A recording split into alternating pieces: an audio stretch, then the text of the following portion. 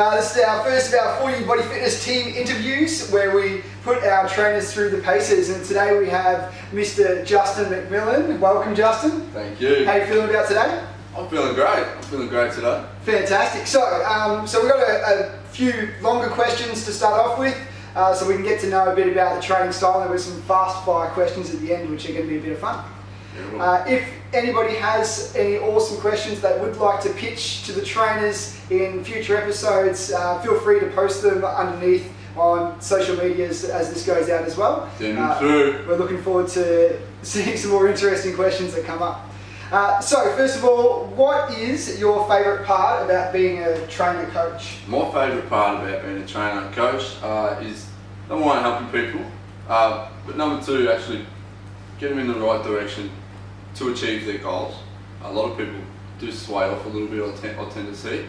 So staying focused and just helping people achieve what they want to achieve. Awesome, man, awesome. And are you able to remember and describe your first ever workout? Probably the first intense workout I did was probably under 12s, representing basketball, just for Cranbourne. But my first individual proper workout probably would have been with just a broomstick that I cut in half. I put a couple of weight plates, and then did bicep curls with the broomstick. That's probably the first actual workout, lifting wise or anything like that, I can think of. It's amazing that it starts with bicep curls, because mine's pretty similar, especially as a dude growing up. Definitely, arm curls gets the curls. How did you feel going into your first ever coaching session? I was nervous, but I think playing basketball for so many years, being in this kind of industry my whole life, kind of gave me a bit of confidence that I was able to do it. Yeah. Being a coach in basketball as well, kind of used them skills to bring over to PT, but I was nervous. Yeah. I'm not going to lie, I was nervous. Yeah, definitely. Cool. What is the biggest lesson you've learned through becoming a trainer? Well, it's only been a short time already, but probably the biggest thing for me is the personalities. There's a lot of different personalities out there. Coming in and being new, especially training some people that I've never met before, things like that can be difficult, but that's just something I'm working on. Yeah. Try to pick up these personalities quickly, and then I can relate to that. But that's probably the biggest thing, just because there's so many personalities around. Fantastic, cool. How would you describe your training philosophy? Well, I'm all about technique first.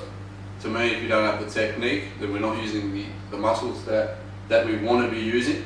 We could be bringing other muscles into it that we really don't want to use. Technique also reduces the risk of injury. Yep. I've been injured a fair few times. I know you have, Tim. Yeah. A lot of you guys have probably been injured as well, and that's not the best thing. So technique, low risk of injury, and then intensity. I love it, intensity. Good smash session, hey? That's it. Beast mode, beast mode. Beast mode, yeah. What do you believe is the most important element to focus on to achieve success? Goals. Goals. I know we say goals. We write them down, we do this, we don't meet them, we meet them. But to me, goals is the biggest thing. Without goals, you have nothing to strive for. We might as well just shoot up into space and do every exercise in the book. Yeah, fantastic. Without goals. And do you have any advice on how you can help people set and achieve goals? I would say that the best thing that I've found is short-term goals first. If you make a long-term goal and it does take you a long time to get there, halfway through, a quarter way through, you're going to lose motivation. You might not see the results because we don't have these short-term goals and results that we want to get. Yeah. The more results we see, the more goals we hit, the easier it's going to get the long goal. Yeah.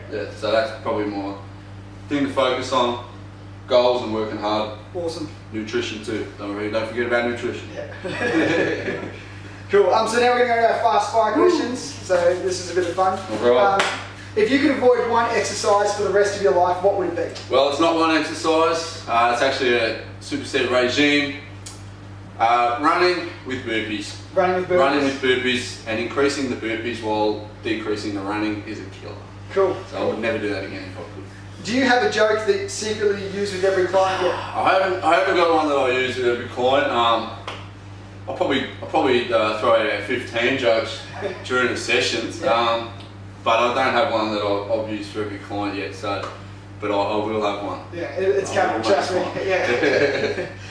What is your favourite guilty pleasure with food? So, what's the one thing that you eat that you probably shouldn't and you don't really want to talk about? Definitely Nari Warren.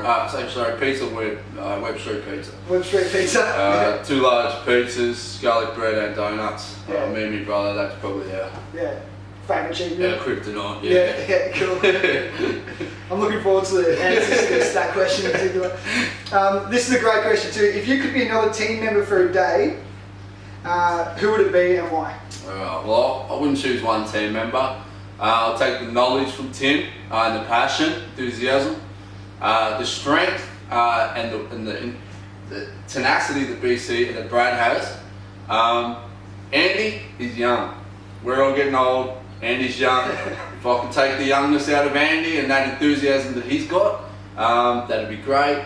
Also Rhiannon, very, very smart. I love the way she uses her nutrition in her trainings, and I wouldn't mind a little bit of that. So a bit of, and Tim Coombs as well. Let's not forget about Tim, Mr. Technique, Mr. Injuries.